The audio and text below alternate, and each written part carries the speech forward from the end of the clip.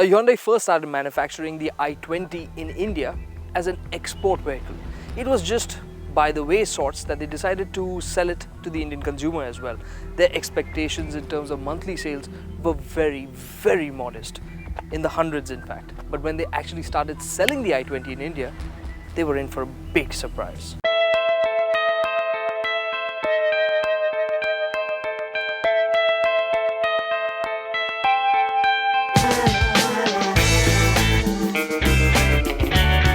Instead of hundreds, the i20 sold in the thousands, and every month the numbers seemed to increase further.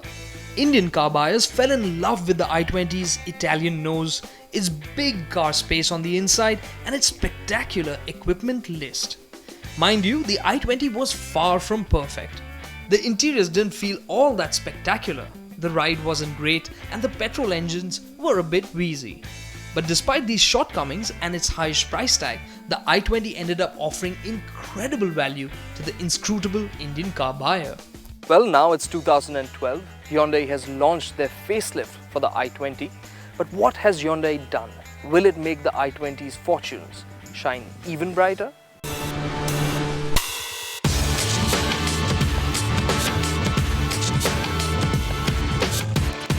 Now, first and foremost, there's Hyundai's fluidic design right there on the i20's nose. But it's a bit different here. The Hyundai logo doesn't sit inside the trapezoidal grille.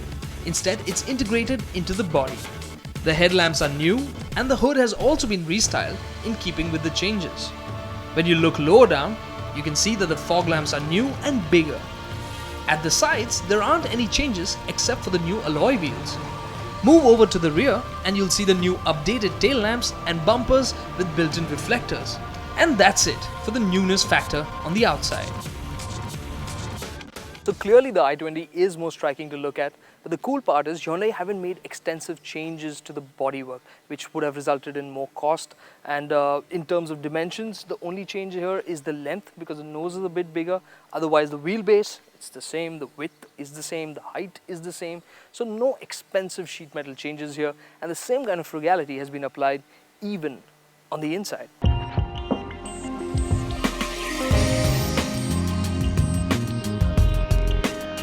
Now you can enter the i20 using the keyless entry feature. And when you get inside, you're greeted by the same design for the dashboard, the instruments, and the steering wheel. But look a little bit closer and you can see that changes have been made. Sitting between the two dials, there's a digital readout for fuel, coolant temperature, and gear indicator. There's also a new reversing camera that comes with parking sensors, and the display is conveniently located in the rearview mirror. And that's not all. The i20 also packs in automatic headlights, rain sensing wipers, Bluetooth connectivity for the music system, and a phenomenal 6 airbags. And there's more. There's a smart key with push button start. Now, to some extent, there's been an improvement in materials as well. The plastics just feel better to the touch, especially this on the center console. Feels really nice, looks very smart, and there are some nice touches like this knurled knobs for the air conditioning. Really adds to the feel-good factor of the car, but there are some exceptions like this shiny chrome bit on the gear lever. That aside, the i20's cabin is a practical place. It has loads of space for passengers and is quite comfortable. The boot also offers enough storage so that you can pack in a couple of suitcases for a long weekend out of the city.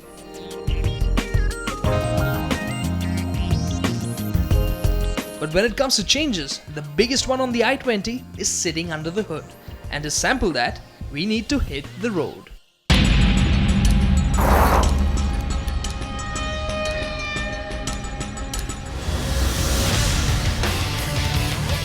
That's because the i20 is now powered by the 1.2 Kappa 2 motor. Yes, it's the same one from the i10. It's more advanced than the outgoing motor because it uses variable valve timing for the intake and exhaust valves. Now here specifically for the i20, the engine has been retuned, which means you have 84 bhp and 11.6 kilograms of torque on tap. So how did the new i20 feel like to drive? Actually, it's not all that different.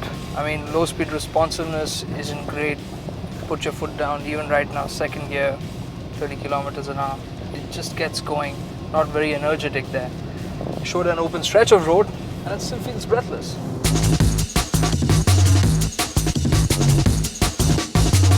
In our timed acceleration runs, it turned out that the new i20 is actually half a second slower than the outgoing car. No doubt, this is due to recalibration for emissions and fuel efficiency. As a result, the i20 feels quite sedate, although steady to drive. But in slow-moving city traffic, you won't mind it as much. However, it would have been really nice if Hyundai had tuned the motor for better drivability. So if you really want to get going in this petrol i20, then you need to rely on the 5-speed manual gearbox. But there are other counts on which this motor really does deliver. Now this carburetor motor is really very refined. It just revs more easily, it's smoother, it's quieter.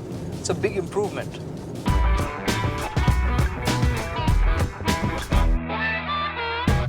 But that's not all. Hyundai has also reworked the i20 suspension so that the cabin is a much more hushed place.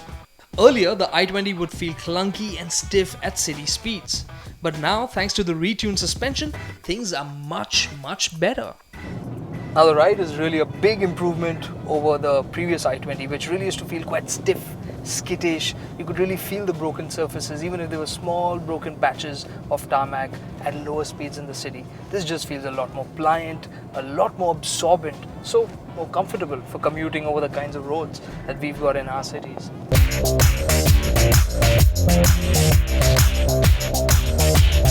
But this improvement in comfort has come at a price.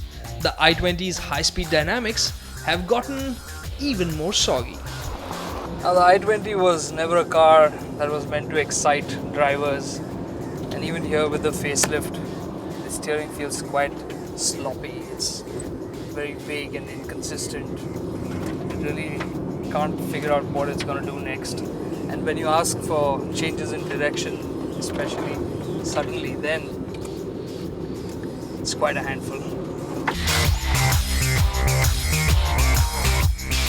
So in this sense, the i20 continues in its tradition of being a city-focused car.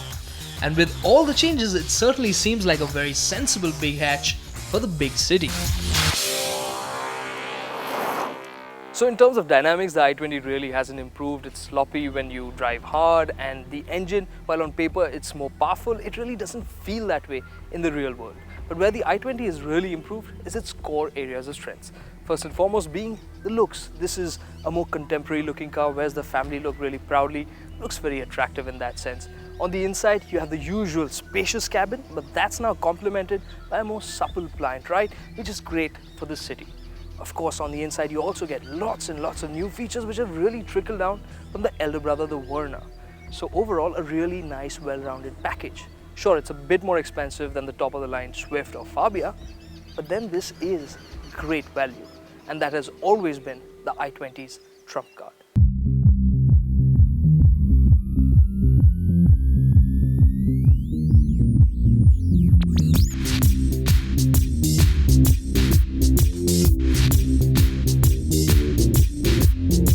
Every year, manufacturers bring their latest and the very best to motor shows in the aim of fulfilling the need of the new car buyers across the globe. From the hundreds of new cars, every year, one noteworthy car is picked as the World Car of the Year. Last year, Nissan's Leaf won that top honor. And this year, it came down to Porsche's new 911, BMW's new 3 Series, and Volkswagen's Up. These were shortlisted from a total of 34 contenders. But when the scores were tallied, it was Volkswagen's small hatch, the Up, that proved to be a popular pick for the World Car of the Year. Porsche's 911 didn't go home empty-handed either. It was crowned as the World Performance Car of the Year, trumping the likes of Lamborghini's Aventador and McLaren MP412C in the bargain. The title of the World Green Car of the Year was awarded to the Mercedes-Benz S250 CDI Blue Efficiency. It's the first ever Mercedes S-Class with a 4-cylinder engine. And last but not the least was the World Car Design of the Year award, which was presented to Range Rover's Evoque. But that's not all, the Evoque also won the prestigious Women's World Car of the Year. These winners were picked by a jury of 66 eminent automotive journalists from 25 countries. An Indian perspective was provided by Autocar India's editor Horma Sarabji and the Autocar Show's editor Renuka Kirplani. Right after this break, Hormas tells you what's buzzing in the Indian auto industry.